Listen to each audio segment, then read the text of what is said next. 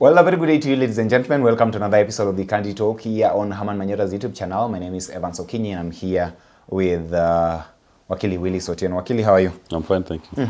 Yes. Kenyans are wondering, when are you beginning the race? When are you hitting the ground? Because they can see clearly people already trying to move around, having formations. You can see Rigathi, Gachagua, Kalonzo, Musyoka, Eugene Omalo all the way from the Western, and they're like, okay, the Safina group is also serious, but how comes we're not seeing them active here on the ground? What is not happening? We are talking to the people, and we are doing enough that the people will see in the fullness of time.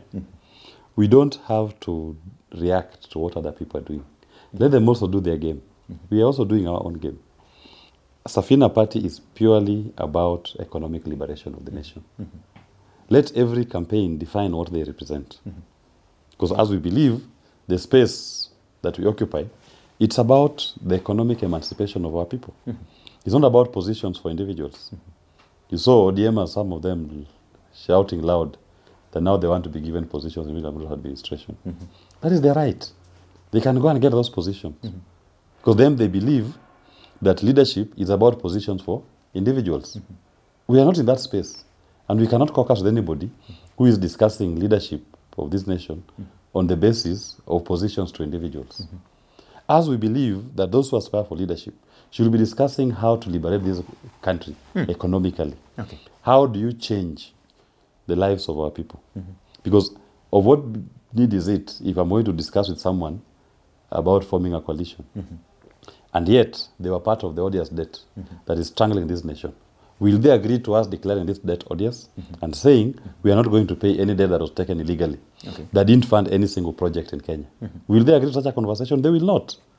So let them do their thing. We will market ourselves to the people of Kenya. Our house is self-contained. We have our president candidate, Jimmy Wanjigi, and I'm here, running mate, Willy Sotieno. So what are we negotiating with them? So for you don't even have to think about who is the flag bearer, who is the... Our house running mate. is Your house is self-contained. settled. It's settled, it's self-contained. We have a running president and his running mate. We have an agenda. Our agenda is about economic liberation of the people of Kenya.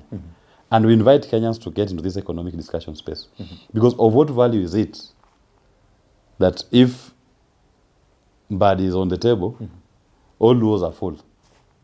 If Oparanya is on the table, all lawyers are full. That's the politics that they know. That William Ruto eats for all Kalenjins. That is what the traditional politicians know. As we are not in that space, as we believe everybody should be rich, the government should come up with policies that enables the individual, wherever he is, to be able to get economic emancipation. But when Mbadi is sitting there, and they are taking illegal loans in the name of the people of Kenya, how does that enrich the poor Luo man in Sindo Beach, in Homa Bay? What it means is that now Mbadi must also come up, after taking that loan, he will come up with a new finance bill that increases the taxes, charges, and levies for that poor man in Sindo. That man who is crying about economic pain, they are going to ask him to pay more in taxes.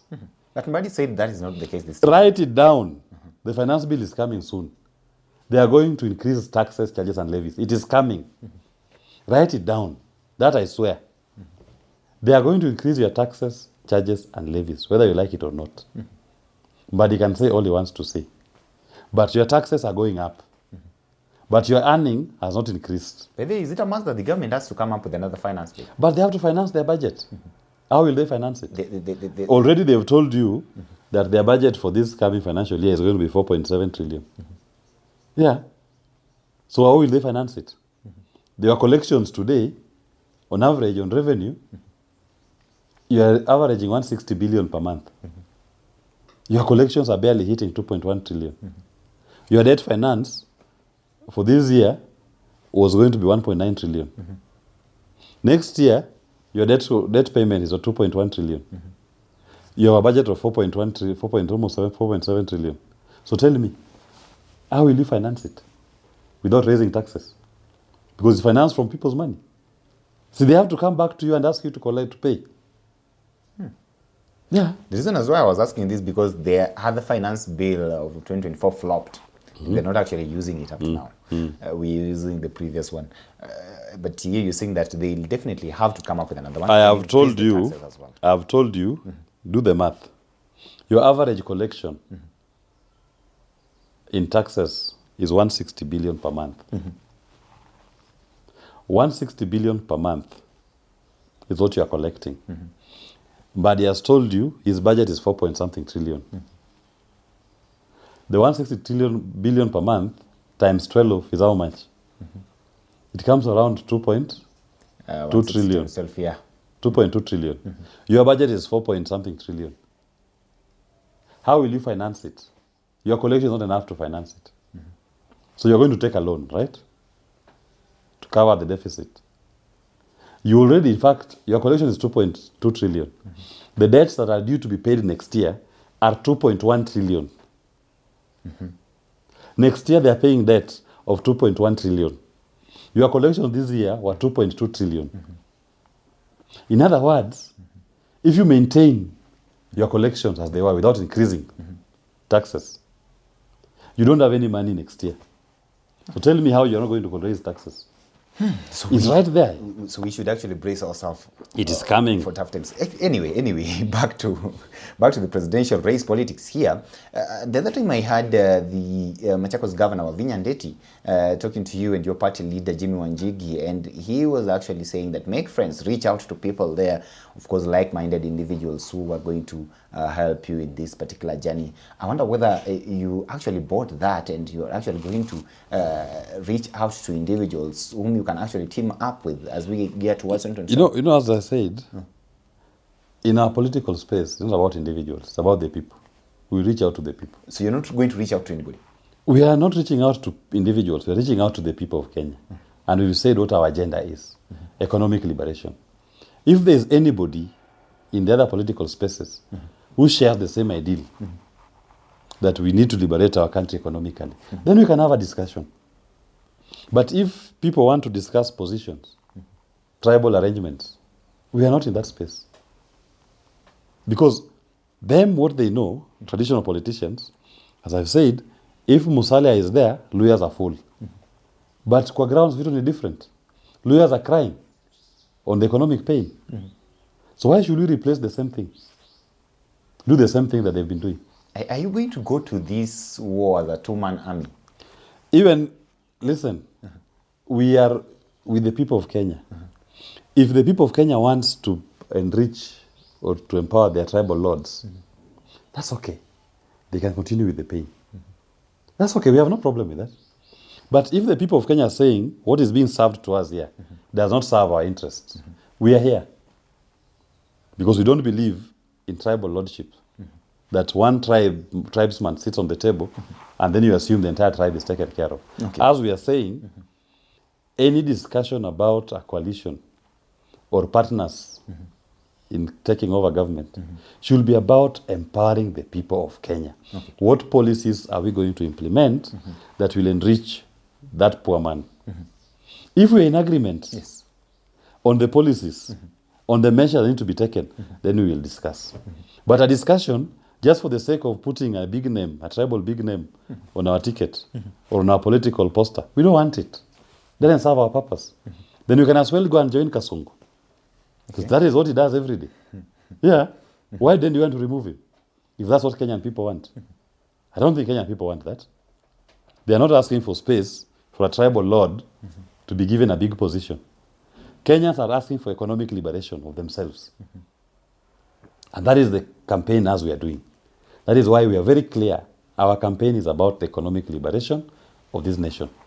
But if some people are okay with their tribal lords, that if your tribal lord is full, the entire tribe is full, good luck.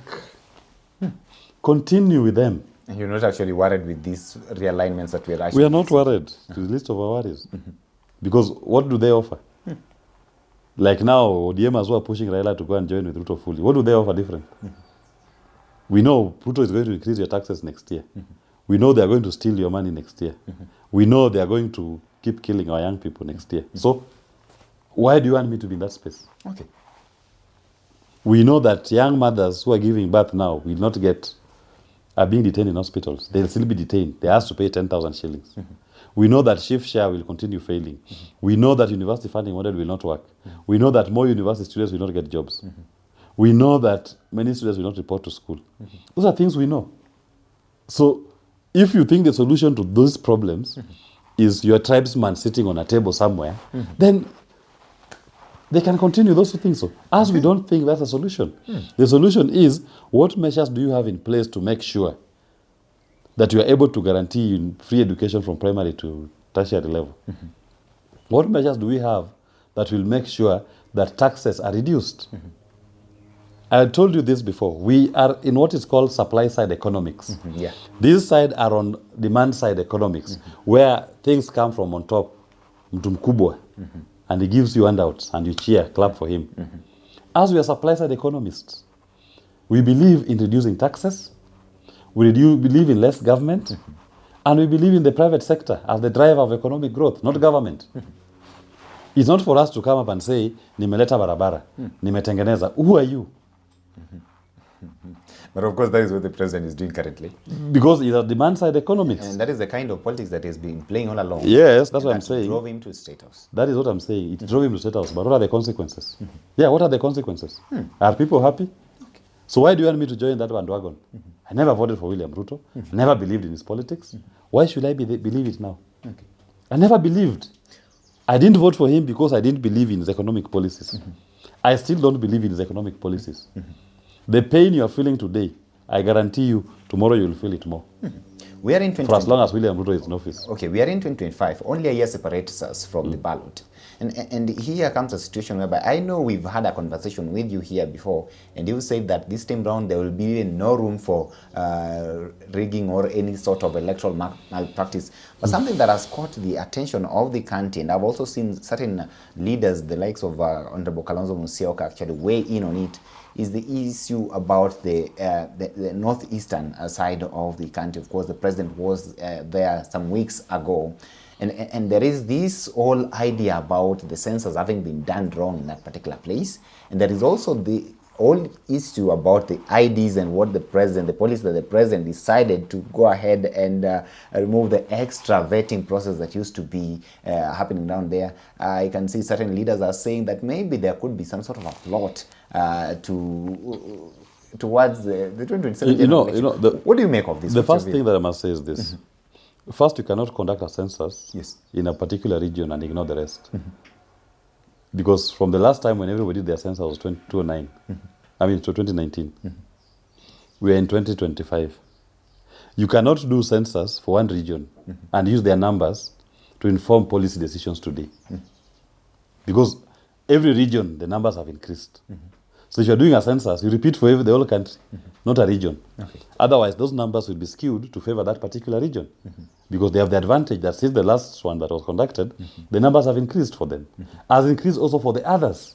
So if you're doing, you can't expect that you're going to use their present numbers today to inform policy decisions. That are disadvantaging other regions. Number two, let me say this. There is no extra numbers in Northeastern that people think exist. That CG, there are some 5 million, 10 million people who have not been registered, have not been given IDs. Very simple. Start by identifying to us the infrastructure that supports those numbers. Go to Google Maps.